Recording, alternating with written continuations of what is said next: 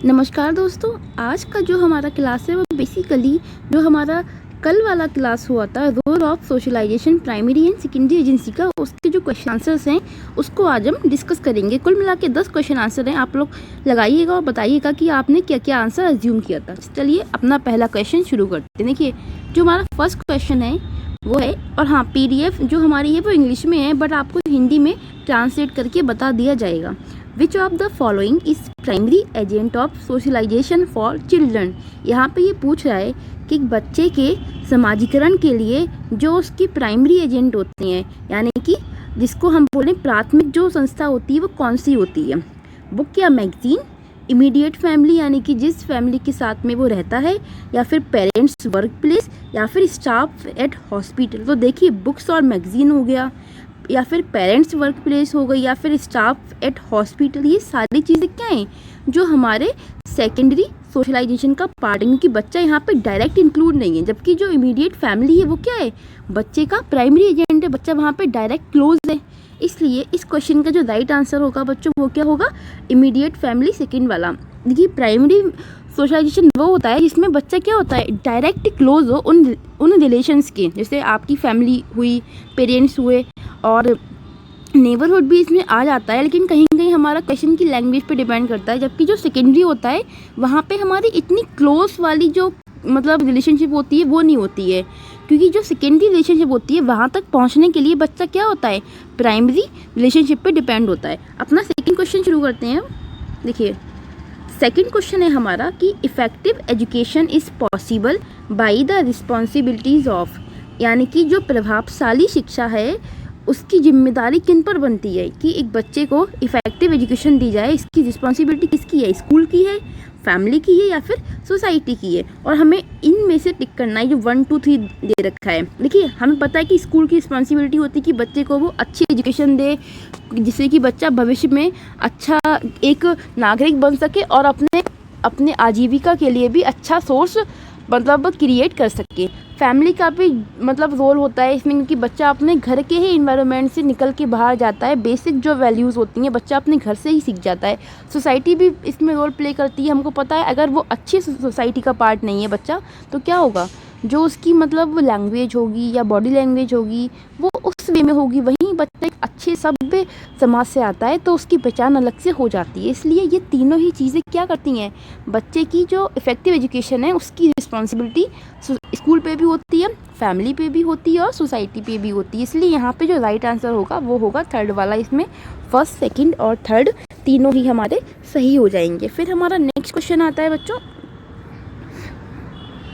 Peer groups are the agent of देश, यानी कि जो पीयर ग्रुप्स होते हैं बच्चे के, जो उसके दोस्त होते हैं, वो किसके एजेंट होते हैं, प्राइमरी का होता है, सेकेंडरी का होता है, एंटीसिपेटरी का होता है, डेवलपमेंटल सोशलाइजेशन का होता है। और देखिए जो पीयर ग्रुप्स होते हैं ना वो हमारे सेकेंडरी में आएंगे बच्चों यहाँ पे, क्योंकि प्राइमरी में हमारा क्या होता है, फैमिली। क्योंकि पीयर ग्रुप में इंक्लूड होने से पहले बच्चा कहाँ पे होता है इंक्लूड, अपनी फैमिली से होता है ना, फैमिली उसकी मेन है। पीयर ग्रुप में तो बाद में वो घुस रहा है। इसलिए जो यहाँ पे राइट आंसर हो जाएगा वो होगा सेकेंडरी। एंटीसिपेटरी होगा नहीं, क्योंकि यहाँ पे कोई ऐसी बात नहीं हुई है, ना ही डेवलपमेंटल होगा। फिर हमारा नेक्स्ट क्वेश्चन आता है, which of the following is the earliest and the most sustained source of social contact for the child, मतलब इसमें से कौन सा ऐसा डेवलपमेंट है वो क्या है, बच्चे का पहला और सस्टेन सोर्स है उसके सोशल कॉन्टैक्ट का, कि वो सोशल कॉन्टैक्ट सबसे पहले किसके साथ में करता है, टीचर्स के साथ में, फैमिली के साथ में, कोवर्कर के साथ में, या फिर फ्रेंड्स के साथ में। तो हमको पता है सबसे पहले बच्चा जो अपना सोशल कांटेक्ट होता है वो उसकी फैमिली के साथ होता है, क्योंकि फैमिली में ही तो बच्चे का जन्म होता है। अपने घर में अपने मम्मी पापा, भाई बहन, चाचा चाची, जो बाकी उसके रिलेटिव होते हैं उन सबको जान पाता है। उसके बाद वो अपने फ्रेंड्स हुए, या फिर उसके टीचर्स हुए, या फिर उसके कोवर्कर्स हुए, इन सब से तो उसका जो सोशल कॉन्टैक्ट होता है वो बाद में होता है। तो सबसे पहला किससे होता है, उसकी फैमिली से होता है। तो यहाँ पे जो राइट आंसर होगा वो क्या होगा, फैमिली होगा, सेकंड वाला। फिर नेक्स्ट क्वेश्चन पे बढ़ते हैं, dash is a primary and dash is a secondary agent of socialization. इसमें से प्राइमरी और सेकेंडरी एजेंट कौन से हैं सोशलाइजेशन के, तो देखिए प्राइमरी में क्या आता है, पहले आप ये जो ऑप्शन है ना इसको देखिए। अब हमें कैसे एलिमिनेट करना है, प्राइमरी में हमारा क्या मीडिया आता है, नहीं, हमको पता है मीडिया किस में आता है, मीडिया हमारा सेकेंडरी में आता है। स्कूल किस में आता है? स्कूल भी हमारा सेकेंडरी में आता है। मीडिया ये भी हमारा सेकेंडरी में आता है। फिर फैमिली, हमको पता है फैमिली किस में आता है? हमारा प्राइमरी में आता है। और फैमिली के साथ क्या लिखा है? स्कूल लिखा है, यानी कि यही वाला आंसर क्या होगा? सही, क्योंकि स्कूल किस में आता है? स्कूल सेकेंडरी का पार्ट है। बच्चा फैमिली से निकल के स्कूल में जाता है, ना कि स्कूल से निकल के फैमिली में आता है। इसलिए जो प्राइमरी सोशलाइजेशन होगा वो उसका पार्ट होगा फैमिली, और जो सेकेंडरी सोशलाइजेशन है उसका एजेंट होगा स्कूल। फिर हमारा नेक्स्ट क्वेश्चन आता है, which of the following is a passive agency of socialization. इनमें से बच्चे के समाजीकरण की जो पैसिव एजेंसी है, मतलब जहाँ पे बच्चा खुद एक्टिव नहीं है, वो मतलब इनडायरेक्टली सीख रहा है। यहाँ पे बच्चा एक्टिव नहीं है। देखो, अगर हम हेल्थ केयर की बात करते हैं तो बच्चे को यहाँ पे भी एक्टिव होता है। फैमिली में तो होता ही होता है, बच्चा अपने घर में दुनिया भर की चीज़ें होता है, वो एक्सपेरिमेंट भी करता है, हर चीज़ करता है, बातचीत वगैरह। इको क्लबों का यहाँ पे भी होती हैं बातचीत वगैरह। लेकिन जो पब्लिक लाइब्रेरी होती है यहाँ पे क्या होता है? एकदम साइलेंट मोड होता है। बच्चे क्या करता है? यहाँ पे जाता है, सिर्फ जो बुक्स हैं उनको पढ़ रहा है। किसी और की जो किताबें हैं लिखी हुई राइटर्स की, उनको पढ़ के नॉलेज गेन कर रहा है। तो यहाँ पे बच्चे का खुद से जो अपना माइंड क्रिएट होता है वो वाली चीज़ नहीं हो पा रही है, क्योंकि बच्चा यहाँ पे क्या कर रहा है? पैसिव लर्निंग कर रहा है। एक्टिव लर्निंग वो होती है जहाँ बच्चे के थॉट्स निकल के आ रहे होते हैं, कुछ ऐसा होता। लेकिन बच्चा यहाँ पे क्या कर रहा है? किसी और के थॉट्स को ग्रहण कर रहा है। इसलिए यहाँ इसका जो राइट आंसर होगा वो क्या हो जाएगा बच्चों? पब्लिक लाइब्रेरी, यानी कि फोर्थ वाला। ये क्या है? पैसिव एजेंसी है सोशलाइजेशन की। बाकी हेल्थ क्लब हुआ, फैमिली हुआ, इको क्लब हुआ, ये सब क्या है? एक्टिव एजेंसी, क्योंकि बच्चा यहाँ पे क्या होगा? एक्टिव होगा।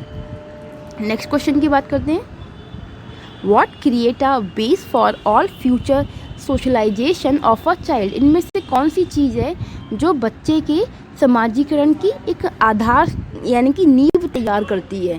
देखिए, सिंपल सी बात है। प्राइमरी सोशलाइजेशन में क्या होता है बच्चों? यही हमारा, जिसमें हमारी फैमिली आती है। बच्चा अपने परिवार में वैल्यूज़, नॉर्म्स वगैरह सीख रहा है कि हाँ, उसको बाहर निकल के किस तहजीब के साथ में पेश आना है। सेकेंडरी में क्या है? इसकी मतलब वो बड़ा हो चुका है थोड़ा सा। इसमें आपका जो लेटर चाइल्डहुड है और एडोलसेंस है, उसके बाद के दुनिया भर के पीरियड हमारे इसमें आते हैं कि सोसाइटी में उसको मैच्योरली बिहेव करना है। अब दुनिया भर की चीज़ें हैं। एंटिसिपेटरी और रीसोशलाइजेशन। एंटिसिपेटरी में क्या? बच्चा किसी की कॉपी करता है, रिहर्सल करता है, जैसे हमने बताया भी था पहले। और रीसोशलाइजेशन में क्या होता है कि बच्चे की क्या है, मतलब बच्चा की बात नहीं हो यहाँ पे, जो व्यक्ति है उसका क्या है, मतलब वो सोशलाइज तो है बट फिर भी उसका क्या हो रहा है? दोबारा से सोशलाइजेशन हो रहा है। इसके बहुत सारे रीजंस हो सकते हैं। जैसे अगर हम बात करें कि एक व्यक्ति ने देश छोड़ दिया, एक देश से दूसरे देश जाता है वो, तो वहाँ पे क्या होगा? वहाँ पे उसके लिए जो वहाँ का उस नए देश का कल्चर होगा, सोसाइटी होगी, लैंग्वेज होगी, फूड होगी, ये सारी चीज़ें डिफ़र होंगी उसकी जो। तो उसके लिए दोबारा से उस परिवेश में खुद को ढालने के लिए अपने आप को दोबारा से वहाँ की नीड के अकॉर्डिंग सोशलाइज करना पड़ेगा। इसलिए तो ये भी नहीं होगा। तो यहाँ पे बेसिक नीड की बात हो रही है कि बच्चे का जो सोशलाइजेशन है उसकी नींव कौन तैयार करता है? तो फैमिली होती है। Family is the part of the primary socialization. तो यहाँ पे राइट आंसर क्या हो जाएगा? 9th का ए वाला। ठीक है, नेक्स्ट क्वेश्चन पे बढ़ते हैं। Which type of socialization explain by males and female behave in different ways while performing different social rules. यहाँ पे वो कह रहा है कि किस टाइप का सोशलाइजेशन है जो एक्सप्लेन करता है कि मेल को और फीमेल को डिफरेंट तरीके से बिहेव करना चाहिए और उनके डिफरेंट सोशल रूल्स हैं। तो हमको पता है ये क्या है? ये जेंडर रूल्स बनाने का काम किया गया है। जो कौन करता है? सोसाइटी करती है। तो यहाँ पे राइट आंसर क्या होगा?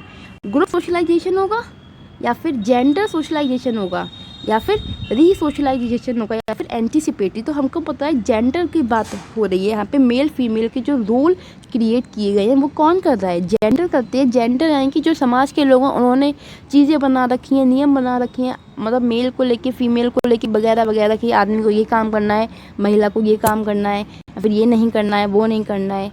तो यहाँ पे जो हमारा राइट आंसर हो जाएगा वो हो जाएगा जेंडर सोशलाइजेशन, क्योंकि जेंडर ही सोशलाइजेशन ही लोग क्या करते हैं? जेंडर बेस्ड काम को निर्धारित करते हैं। फिर हमारा नेक्स्ट क्वेश्चन आता है, when a criminal is rehabilitate, मतलब जब एक क्रिमिनल को क्या करते हैं? दोबारा से हम मतलब उसको नॉर्मल परिस्थितियों में रखते हैं, यानी कि उसको कैदी के जीवन से मुक्ति मिलती है। He she to change his या her role as per legal norms, this is known as, मतलब वो क्या कर रहा है? जो उसने जेल में जीवन बिताया है उस जीवन को छोड़ के अब वो नॉर्मल लाइफ में आ रहा है, तो वो उसको दोबारा से क्या होना पड़ेगा? सोशलाइज होना पड़ेगा ना। या फिर हम कहें कि जब वो जेल में गया था वहाँ की लाइफ और एक नॉर्मल व्यक्ति की लाइफ में बहुत डिफरेंस होता है, तो उस जेल की लाइफ में भी खुद को एडजस्ट करने के लिए उसने क्या किया होगा, उस जेल की लाइफ के अकॉर्डिंग जो सोशलाइजेशन होता है उसको अडेप्ट किया होगा। सेम एज जब वो उसका दोबारा से मतलब रिहैबिलिटेट हो रहा है, तो वही चीज़ को किस नाम से जाना जाएगा, री सोशलाइजेशन या फिर जेंडर सोशलाइजेशन या फिर ऑर्गेनाइजेशनल सोशलाइजेशन या फिर एंटीसिपेटरी। देखो ऑर्गेनाइजेशन तो कुछ होता नहीं है फालतू, एंटीसिपेटरी की बात नहीं हो रही यहाँ पे, ना ही यहाँ पे जेंडर की बात हो रही है। यहाँ पे बात हो रही है कि एक व्यक्ति है वो मुख्य सीमा से हट चुका है, दोबारा से उसी सीमा में उसको लाने के लिए क्या किया जाएगा, उसका दोबारा से उसका समाजीकरण की जो प्रक्रिया है उसमें उसको ढाला जाएगा। तो ये जो हमारा यहाँ पे राइट आंसर होगा वो होगा 6 का ए वाला। नेक्स्ट क्वेश्चन पे बढ़ते हैं अपना। Which of the following are, ये जो क्वेश्चन है आपका ये सीटेट में आया हुआ क्वेश्चन है and it is the last question. Which of the following are secondary agency of socialization. तो यहाँ पे वो पूछ रहा है कि सोशलाइजेशन की जो सेकेंडरी एजेंसी होती है वो कौन सी होती है। देखो हमें पहले हम छांटते हैं सेकेंडरी में क्या क्या आता है। बुक मैगजीन क्या है, सेकेंडरी है ना, क्योंकि प्राइमरी में तो बच्चा पैदा होते सीधे बुक और मैगजीन से तो क्लोज नहीं हुआ था ना, फैमिली थी उसकी प्राइमरी। इमीडिएट फैमिली की किस में आती है, प्राइमरी में आती है, हमें पता है। मीडिया, स्कूल, ये सब किस में आता है, सेकेंडरी में आता है। तो यानी कि फर्स्ट, थर्ड और फोर्थ। अब देखिए फर्स्ट, थर्ड, फोर्थ किस में लिखा है, ये हमारे थर्ड वाले ऑप्शन में लिखा है, यानी कि ये थर्ड वाला यहाँ पे हमारा करेक्ट होगा। ये 10 क्वेश्चन की छोटी सी प्रैक्टिस क्लास थी। आई होप आपको अच्छी लगी होगा। वीडियो अच्छी लगी तो प्लीज़ वीडियो को लाइक करना, कमेंट करना और चैनल को सब्सक्राइब करना मत भूलिएगा। Thank you.